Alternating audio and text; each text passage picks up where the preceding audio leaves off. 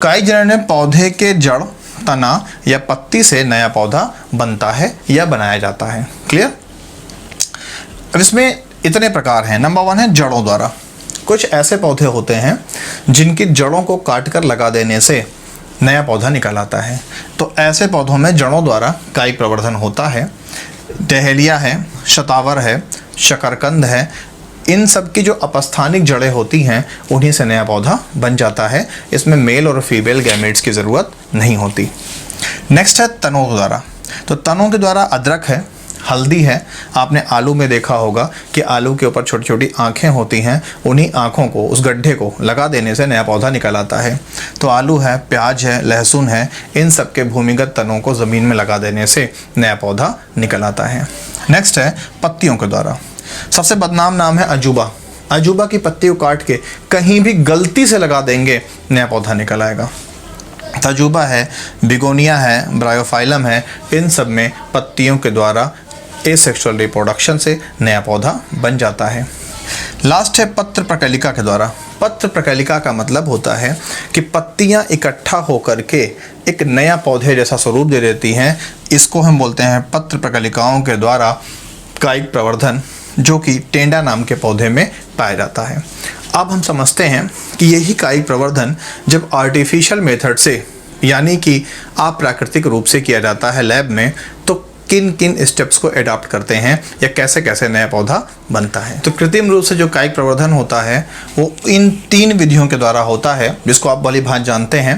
पहला है कलम लगाना, जिसको हम कटिंग्स कहते हैं। कलम का मतलब होता है कि किसी भी पौधे के तने के उन भागों को काट काट के लगा देना जिन भागों पर पहले से कल्ले यानी कोपले निकली हुई हैं, तो उनको टुकड़े टुकड़े करके ज़मीन में गाड़ देना, और जब उनको सही ढंग से हवा, पानी और मिट्टी मिलेगी तो नया पौधा निकल आएगा। ऐसा आपने गुलाब में और गुड़हल में बहुत किया है, और ऐसा गुलाब में, अंगूर में, बोगनवेलिया में, गन्ना में किया जाता है। गन्ने की भी खेती ऐसे ही होती है।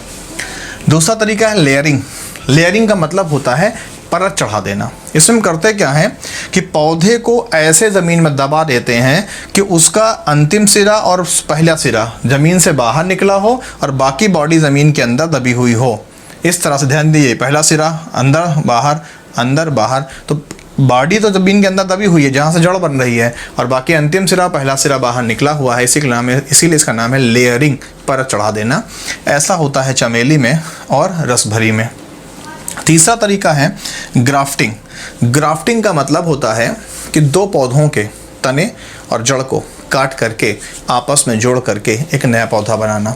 जैसे आपने आम में कलमी आम सुना होगा, तो कलमी आम मीन वो कलम यानी ग्राफ्टिंग करके बनाया गया है। उसमें होता क्या है कि जड़ किसी और पौधे का होगा और तना किसी और पौधे का होगा।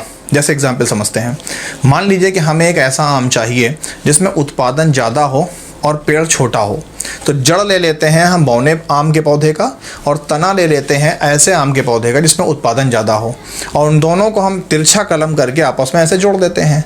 तो होगा क्या कि जड़ है किसका, बौने पौधे का, तो लंबाई ज़्यादा नहीं होगी, और तना किसका है, ज़्यादा पैदावार वाले पौधे का, तो ज़्यादा आम लगेंगे। इस तरह से ग्राफ्टिंग के द्वारा हम मनचाहा आम का पौधा तैयार कर लेते हैं, सेब का पौधा तैयार कर लेते हैं, और ये क्या है, कृत्रिम कायिक प्रवर्धन है। क्लियर।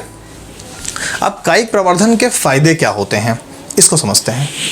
तो जो कायिक जनन होता है, जिसको हम वेजिटेटिव प्रोपगेशन या वेजिटेटिव रिप्रोडक्शन कहते हैं, इसके फायदे ये होते हैं कि नंबर 1 है कि जिन पौधों में बीज नहीं बनते, जैसे आपका अंगूर है, केला है आदि है, उनमें यही एकमात्र प्रोसेस है जिसके द्वारा उन पौधों के अस्तित्व को बनाए रखा जा सकता है। अगर हम वेजिटेटिव रिप्रोडक्शन यानी कि ये कायिक जनन उन पौधों में ना करें तो धीरे धीरे दुनिया से वो पौधे खत्म हो जाएंगे। इसलिए कायिक जनन ऐसे पौधों के लिए जीवन रक्षक है। नंबर 2, तेज़ व सरल प्रक्रिया है। बीज का निर्माण करना, फिर उसका पॉलिनेशन यानी परागण क्रिया हो, ये सब एक बड़ा लंबा और जटिल प्रक्रिया है, जबकि कायिक जनन एक तेज व सरल प्रक्रिया है। इसमें पौधे के शरीर के भाग को काट छांट करके हम नया पौधा बहुत ही कम समय में और बहुत ही सरलता से बना सकते हैं। नेक्स्ट है एक ही लक्षण के बहुत से पौधे। जैसे हमें एक ही गुण के बहुत ढेर सारे पौधे चाहिए, तो यही एकमात्र रास्ता है, क्योंकि अगर हम जनन क्रिया पे जाएंगे तो उसमें दो पौधों गुण आपस में मिक्स हो जाएंगे और ऐसी कंडीशन में एक ही गुण वाले पौधे नहीं प्राप्त हो पाएंगे। जबकि कायिक जनन, जो कि अलैंगिक जनन की एक क्रिया है, इसके द्वारा हम एक ही गुण के बहुत ढेर सारे पौधे बना सकते हैं। ऐसे ही आपने हाइब्रिड फसलें देखी होंगी, गेहूं की, चावल की, धान की, इन सब की। नेक्स्ट है विशेष लक्षण को पीढ़ी दर पीढ़ी बनाए रखना।